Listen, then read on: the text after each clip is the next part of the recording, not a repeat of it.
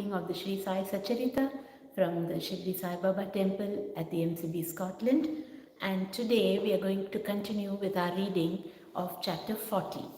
Chapter 40, which talks about two stories, how Baba attended the Udyapan ceremony organized by Mr. B.V. Dev's mother at his house at Dahanu, and how Baba attended the Shimga dinner party in Hemat Pant's house at Bandra. So before we go into reading these two interesting stories, let's just invoke Baba's presence right here from the Shirdi Baba temple and feel him in our heart and feel his love and blessings forever. And let's just hold on to that as we chant his name, Om Shri Sai Nathaya Namaha.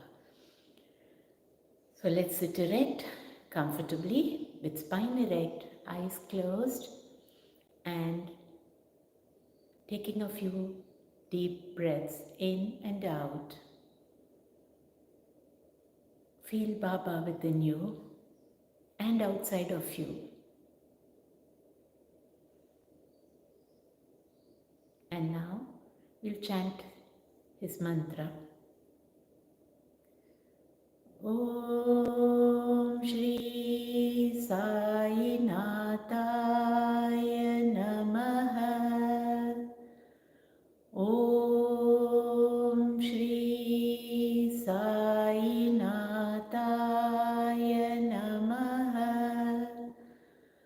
Om Shri Sai Nathaya Namaha. Feeling Baba's energy flowing through you, through your entire body, from the top of your head to the tip of your toes. You can gently open your eyes when you're ready to read chapter 40 with focus and concentration. Om Sai Ram.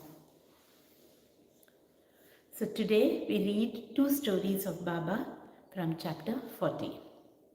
Blessed is Sri Sai Samarth, who gives instructions in both temporal and spiritual matters to his devotees and makes them happy by enabling them to achieve the goal of their life.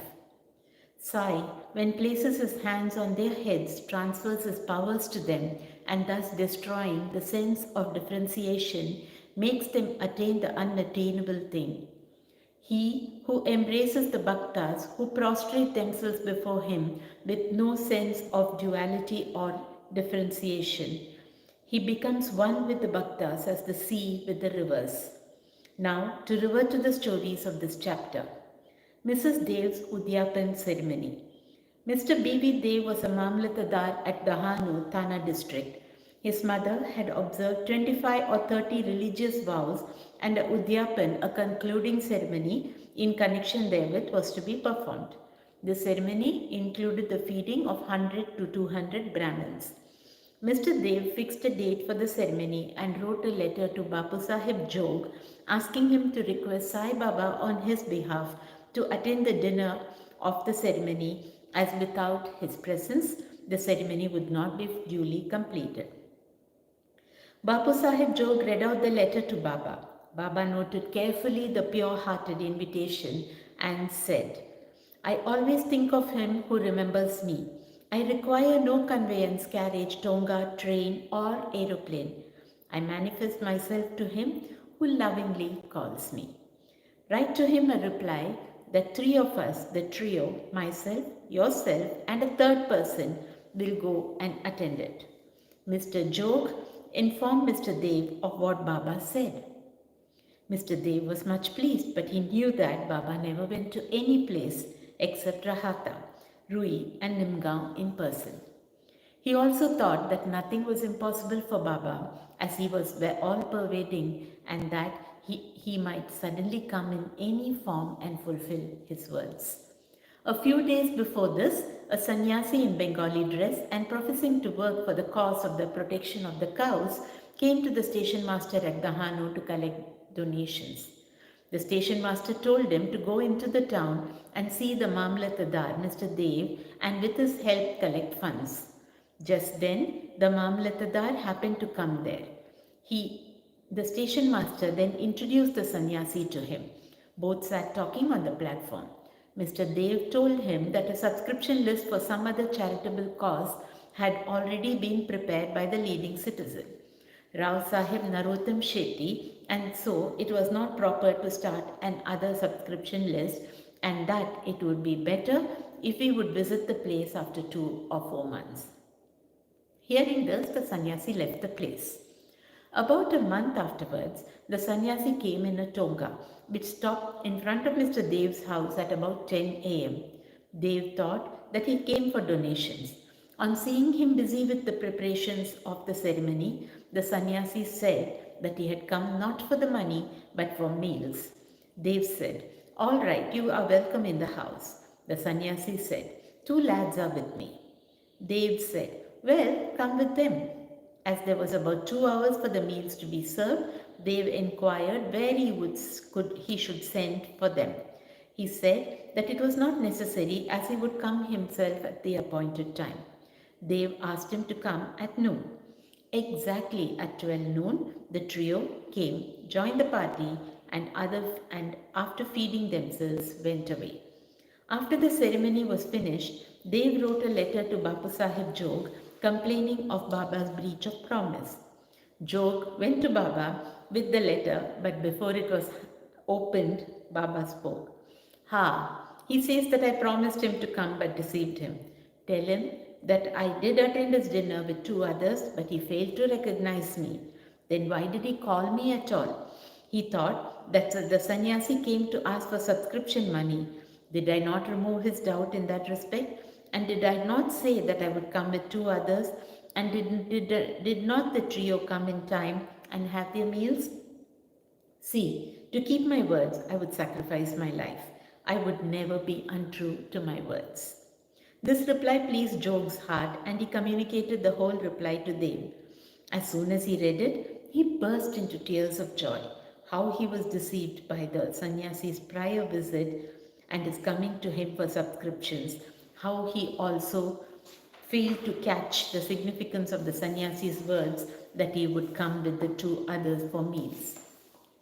This story clearly shows that when the devotees surrender themselves completely to their Sadguru, he sees to it that the religious functions in their houses are duly executed and complied with all the necessary formalities. Hemant Pant's Shimga dinner. Now let us take another story which shows how Baba appeared in the form of his picture and fulfilled the desire of his devotee. In 1917, on the morning of the full moon day, Hemant Pant had a vision. Baba appeared to him in his dream in the form of a well-dressed sannyasi, woke him up and said that he would come to him for meals that day. This vision constituted a part of the dream. When he fully woke up, he saw neither Sai nor any sannyasi. But when he began to recollect the dream, he remembered each and every word the sannyasi uttered in his dream. Though he was in contact with Baba for 7 years and always meditated on Baba, he never expected that Baba would come to his house for meals. However, being much pleased with Baba's words, he went to his wife and informed her that being the holy day, a sannyasi was coming for meals and that some more rice should be prepared. She inquired about the guest, who he was and where he was coming from. Then, not to cause any misunderstanding, he gave her the truth and told her about the dream. She doubtingly asked whether it was possible that Baba should come there, Bandra, from Shirdi, leaving the dainty dishes there to accept their coarse food. Hemant Pant then assured her that Baba might not come in person, but he might attend in the form of a guest, and that they would lose nothing if they cooked some more rice. After this, preparation for the dinner went on, and it was ready at noon. The holika worship was through, and the leaves were spread and arranged with rangoli around them. 2 rows were arranged with a central seat between them for the honorable guest. All members of the family, sons, grandsons, daughters, and sons-in-law, etc., came and occupied their seats, and the serving of the various items commenced. While this was being done, everybody was watching the guest, but watching for the guest, but none turned up, though it was past noon. Then the entrance was closed, the Annashuddhi ghee was served. This was a signal to start eating.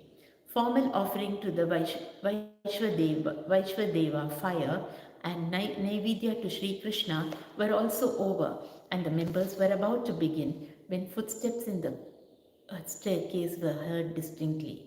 Hemant Pant went immediately and opened the door and saw two men there, Ali Mohammed and Maulana Ismu Mujawar. These two persons, seeing that meals were laid out and all the members were about to begin eating, apologized to Hemant Pant and requested him to excuse their interference. They said, "You left your seat and came running to us. Others are waiting for you, so please take this thing and I shall relate all about it later at your convenience." Saying so, he took out from under his arm a packet wrapped in an old newspaper and placed it on the table.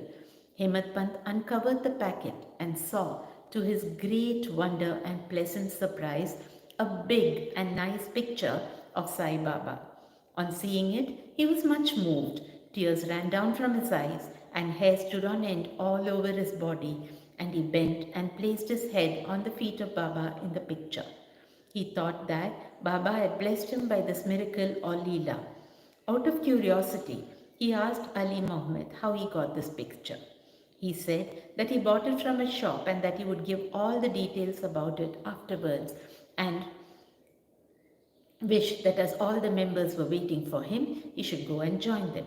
Hemant Pant thanked him, bade them goodbye, and returned to the dining hall. The picture was placed on the central seat reserved for the guest, and after making the due offering of the Naivedya, the whole party commenced eating and finished it in proper time.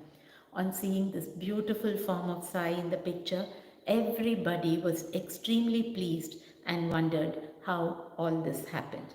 This is how Sai Baba fulfilled his words uttered by him in the dream of Hemant Pant. The story of the picture, with all its details of how Ali Mohammed got it, why he bought it, and gave it to Hemant Pant, is reserved for the next chapter. Bow to Sri Sai, peace be to all. Jai Mohanji, Om Sai Ram.